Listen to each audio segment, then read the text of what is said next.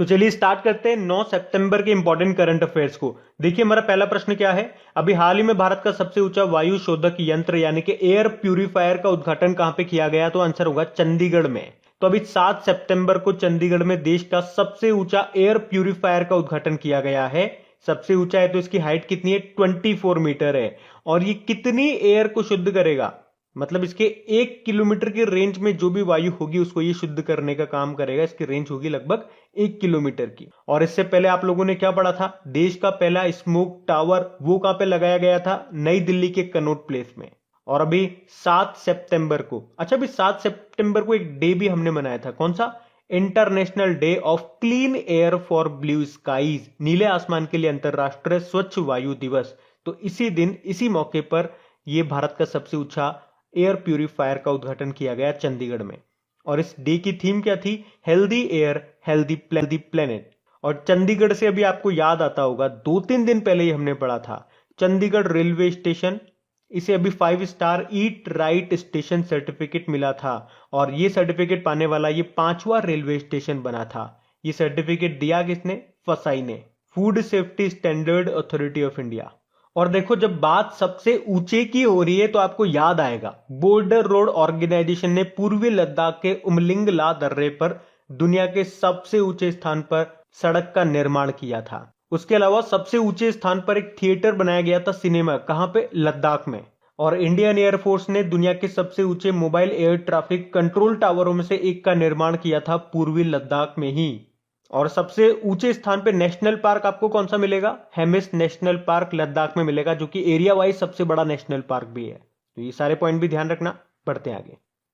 फिर बताइए हाल ही में अंतरराष्ट्रीय साक्षरता दिवस कब मनाया गया, तो आंसर होगा 8 सितंबर को। तो हर साल 8 सितंबर को इंटरनेशनल लिटरेसी डे के रूप में मनाया जाता है। ये दिन जो है ये व्यक्तियों, समुदायों और समाजों के लिए साक्षरता के महत्व के बारे में जागरूकता फैलाने के लिए मनाया जाता है। और इस साल ये 55वां अंतरराष्ट्रीय साक्षरता दिवस मनाया गया है। थीम क्या है इस बार की, मानव केंद्रीय पुनर्प्राप्ति के लिए साक्षरता, डिजिटल विभाजन को कम करना, यानी कि literacy for a human centred recovery, narrowing the digital divide. अच्छा अगर बात करेंगे साक्षरता यानी कि लिटरेसी के मामले में टॉप राज्य कौन सा है, तो केरल है। और सबसे लास्ट में रहा था इस बार आंध्र प्रदेश। और अगर आपसे पूछा जाए कि ग्लोबल टीचर अवार्ड किसे दिया गया था, तो 2020 में मिला था रणजीत सिंह डिसाले को। और अभी वर्ल्ड टीचर डे हम मनाएंगे 5 अक्टूबर को। अभी नेशनल टीचर डे हमने मनाया था 5 सितंबर को। अब डे की बात है ना, तो देखो सितंबर में जो पहला सप्ताह था 1 से लेकर 7 सितंबर तक राष्ट्रीय पोषण सप्ताह के रूप में मनाया। 2 सितंबर को विश्व नारियल दिवस, वर्ल्ड कोकोनट डे मनाया।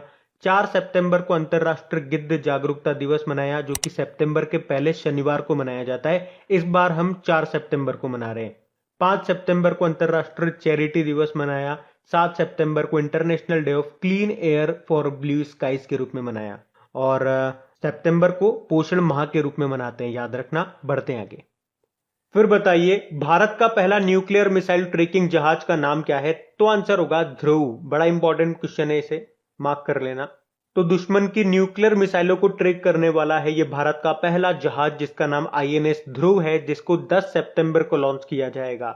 हमारे जो राष्ट्रीय सुरक्षा सलाहकार है ना अजीत डोभाल, वो 10 सितंबर को विशाखापट्टनम में सैटेलाइट और बैलिस्टिक मिसाइलों को ट्रैक करने वाले भारत के पहले जहाज आईएनएस ध्रुव को तैनात करेंगे। तो यह है भारत का पहला न्यूक्लियर मिसाइल ट्रैकिंग जहाज, जिसका नाम क्या है, आईएनएस ध्रुव है। अच्छा आईएनएस विक्रांत के बारे में अगर मैं आपसे पूछूंगा तो याद रखना यह भारत का पहला स्वदेशी युद्धपोत है। और आईएनएस राजपूत, जिसे अभी डीकमीशन किया गया था, यह था भारत का पहला विध्वंसक जहाज, डेस्ट्रॉयर था। अच्छा न्यूक्लियर से एक क्वेश्चन मैं आपसे पूछूं, तो दुनिया का पहला 13वां न्यूक्लियर पावर प्लांट किस देश का है, तो रशिया का है। उसका नाम है एकेडेमिक लोमोनोसोव। और अगर मैं आपसे पूछूं कि बताओ तारापुर न्यूक्लियर पावर प्लांट कहां पे मिलेगा आपको, महाराष्ट्र में मिलेगा। रावत भाटा न्यूक्लियर पावर प्लांट आपको मिलेगा कहां पे, राजस्थान में।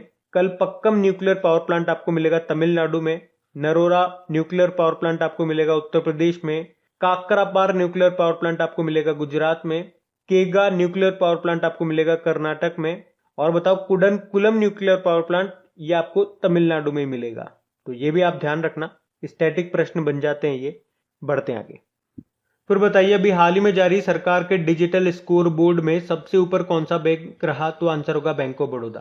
तो अभी इलेक्ट्रॉनिक्स एंड सूचना प्रौद्योगिकी मंत्रालय यानी कि electronics and information technology ministry, इसने फरवरी और मार्च महीने के लिए एक स्कोर कार्ड जारी किया और उसमें टॉप पे रहा बैंक ऑफ बड़ौदा।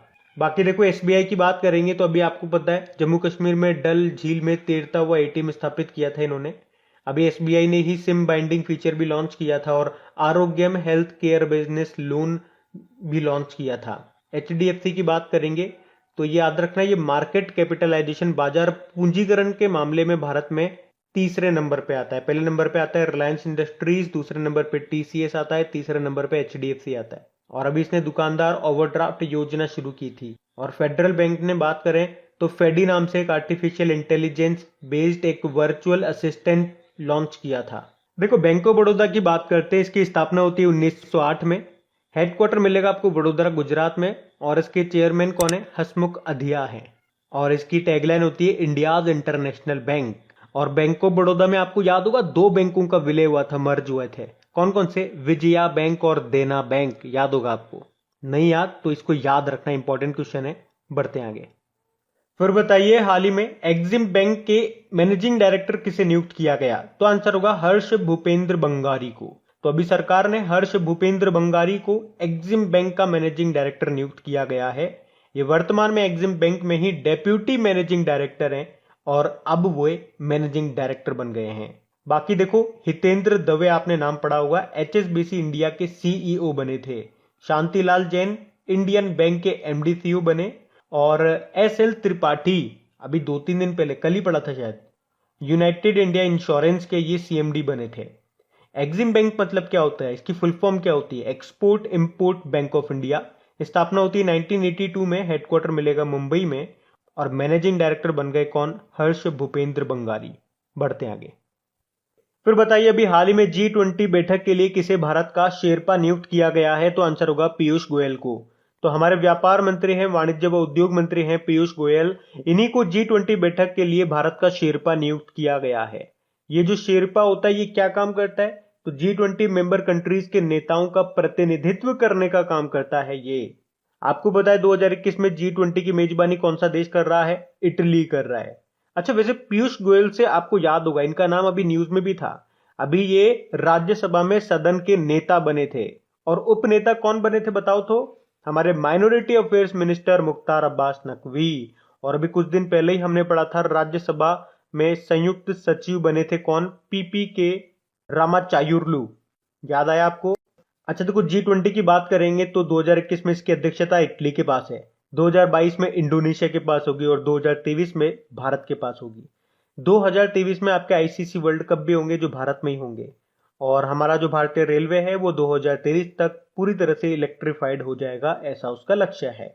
अच्छा वैसे भारत 2021 में फ्री नहीं बैठा हुआ है। 2021 में भारत ब्रिक्स देशों की अध्यक्षता कर रहा है। 2021 में श्रीलंका बिम्स्टेक की अध्यक्षता कर रहा है। 2021 में यूके ने G7 कंट्रीज की अध्यक्षता की है। इसकी थीम थी बिल्ड बैक बेटर, कर चुका है मतलब ये भी। और 2021 में आसियान की अध्यक्षता किसके पास? बंदर सेरी बागवान, जो की कैपिटल है ब्रुनेई की।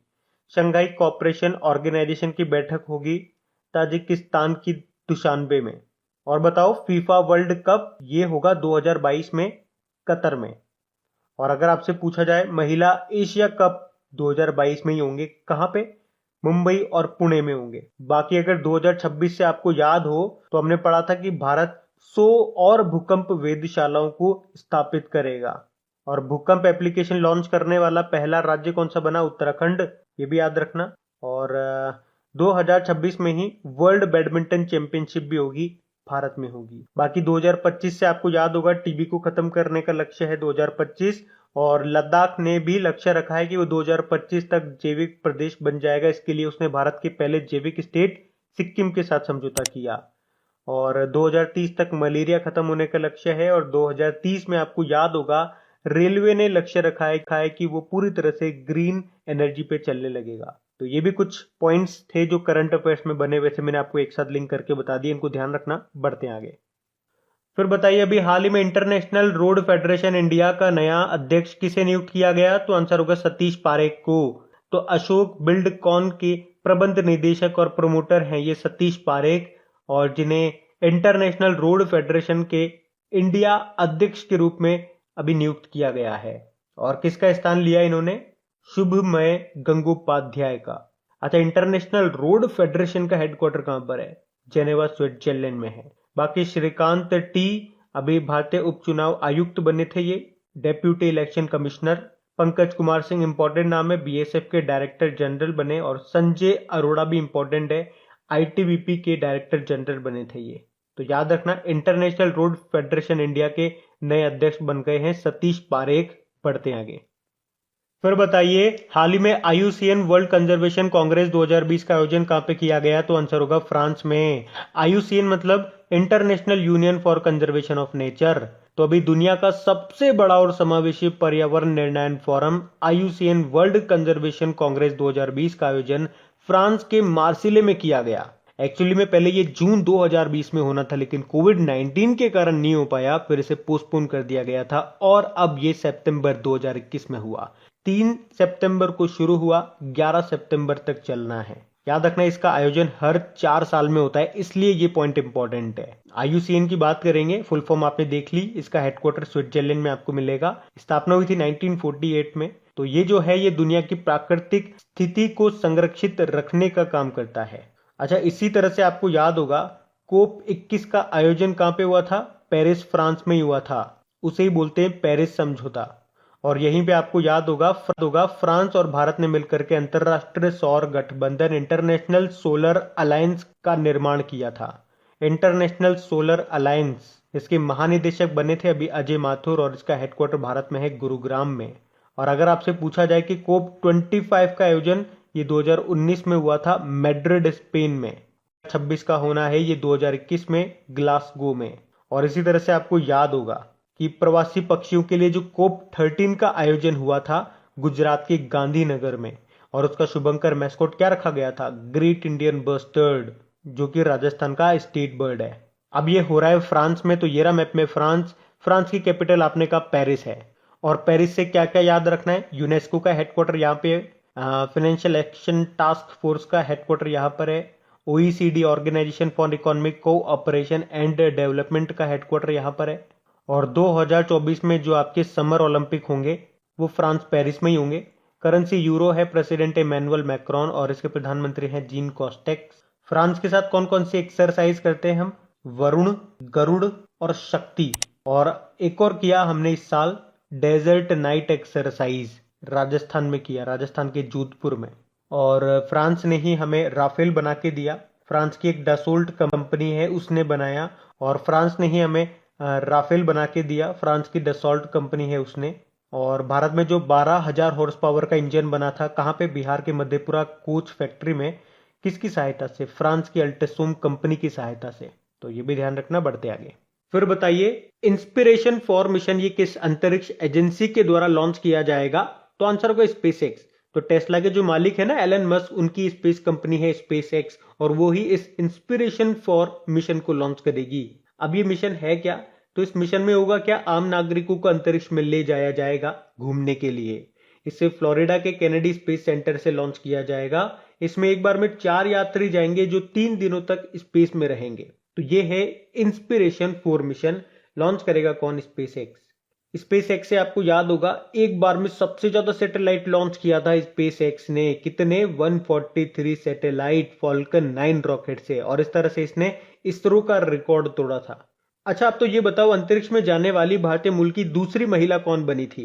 तो आंसर होगा शिरीषा बांदला। अच्छा देखो, कुछ स्टूडेंट्स यहाँ पे कंफ्यूज हो रहे थे। उन्होंने कमेंट किया था कि दूसरी जो भारतीय मूल की महिला है वो तो सुनीता विलियम्स है। तो इसको और क्लियर कर लो। ऐसा है, अगर आपसे पूछा जाए कि भारत में जिन्होंने जन्म लिया था उन महिला के हिसाब से बात कर रहे हैं, तो ये भारत की दूसरी महिला कहलाएगी शिरीषा बांदला। क्योंकि सुनीता विलियम्स ने भारत में जन्म नहीं लिया था, वो भारतीय मूल की जरूर थी, उनके माँ बाप भारतीय मूल के थे इसलिए। तो ऐसे ध्यान रख लो। अगर आपसे पूछा जाए कि भारत में जन्म लेने वाली, तो फिर तो बन जाएगा दूसरी महिला कौन? शिरीषा बांदला। या सिंपल सा अगर आपसे पूछा जाए कि भारतीय मूल की कौन है, तो फिर भारतीय मूल की पहली तो कल्पना चावला थी, दूसरी सुनीता विलियम्स थी, और फिर तीसरी बन जाएगी शिरीषा बांदला। ऐसे याद रख लो। क्योंकि आपसे यहाँ पे कहीं नहीं बोला जा रहा कि भारत में किन्होंने जन्म लिया था, उस हिसाब से बताइए, लेकिन मैं आपको बता रहा हूं, आप ध्यान रखना। क्लियर है अब ये पॉइंट? उसी तरह से भारत के पहले स्पेस टूरिस्ट कौन बने? केरल के हैं ये संतोष जॉर्ज, तो ये ध्यान रखना। बढ़ते आगे। फिर बताइए, हाल ही में दिल्ली में दूसरा स्मोक टावर शुरू हो गया, इसका निर्माण किसने किया? तो आंसर होगा टाटा कंपनी ने। आपको याद होगा दिल्ली में पहला स्मोक टावर ये कहां पे लगा था? कनॉट प्लेस में। अब दूसरा लग गया है आनंद विहार में। इसे बनाया किसने? टाटा कंपनी ने। टाटा कंपनी से आपको याद होगा इसके संस्थापक कौन थे? जमशेदजी टाटा, जो पिछली शताब्दी में सबसे बड़े दानवीरों की सूची में टॉप पर आए थे। और टाटा आप लोगों ने देखा, हमने पढ़ा था पीछे, मार्केट कैपिटलाइजेशन, बाजार पूंजीकरण के मामले में भारत की दूसरी फर्म है टाटा। पहली रिलायंस है और तीसरी HDFC है। ध्यान रखना ये। AFAA यानी कि Asian federation of advertising association hall of fame में शामिल किया गया रमेश नारायण को। तो भारतीय विज्ञापन जगत के दिग्गज रमेश नारायण को एड एशिया 2021 में Asian federation of advertising association hall of fame में शामिल किया गया है। क्या नाम है? रमेश नारायण। बाकी नमिता गोखले का नाम हमने कल ही पढ़ा था, 7वां यामिन हजारिका पुरस्कार जीता था इन्होंने। अतुल भट्ट राष्ट्रीय इस्पात निगम के CMD बने थे और अभय कुमार सिंह सहकारिता मंत्रालय में ज्वाइंट सेक्रेटरी, संयुक्त सचिव बने थे ये। तो रमेश नारायण का नाम यहां से याद रखना। बढ़ते आगे। फिर बताइए, अभी हाल ही में किस राज्य या यूनियन टेरिटरी सरकार ने बिजनेस ब्लास्टर्स कार्यक्रम शुरू किया? तो आंसर होगा दिल्ली। तो अभी दिल्ली के जो उप मुख्यमंत्री हैं मनीष सिसोदिया, उन्होंने 7 सितंबर को त्यागराज स्टेडियम में दिल्ली सरकार के बिजनेस ब्लास्टर्स कार्यक्रम को शुरू किया। ये जो कार्यक्रम है ये उद्यमिता मानसिकता पाठ्यक्रम के तहत दिल्ली के सभी सरकारी स्कूलों में लागू किया जाएगा। और इसका उद्देश्य क्या है, इसका मकसद क्या है? स्कूल स्तर पर युवा उद्यमियों का विकास करना। दिल्ली के मुख्यमंत्री आपके अरविंद केजरीवाल हैं, अनिल बैजल यहाँ के लेफ्टिनेंट गवर्नर हैं। तो बात करेंगे कल के वीडियो में पूछे गए प्रश्न के उत्तर की। तो कल के वीडियो में आपसे पूछा था कि प्लास्टिक समझौता शुरू करने वाला पहला एशियाई देश कौन सा बना? तो आंसर होगा भारत। आप सभी ने प्रश्न का बिल्कुल सही उत्तर दिया। और गाइज, अगर सेशन अच्छा लगा इसे लाइक करके शेयर जरूर कीजिएगा अपने दोस्तों के साथ में। और इन सभी क्वेश्चन की आप प्रैक्टिस कर सकते हैं, इनकी क्विज बना करके आपकी क्रेक एग्जाम एप्लीकेशन पे अपलोड कर दी गई है। और इन सभी क्वेश्चंस का अगर आप बहुत कम समय पे मेरी ही वॉइस में अगर रिवीजन करना चाहते हैं तो इसका ऑडियो भी मैंने तैयार कर दिया है, उसका लिंक भी आपको नीचे डिस्क्रिप्शन में मिल जाएगा, ऑडियो रिवीजन करके। Thank you guys.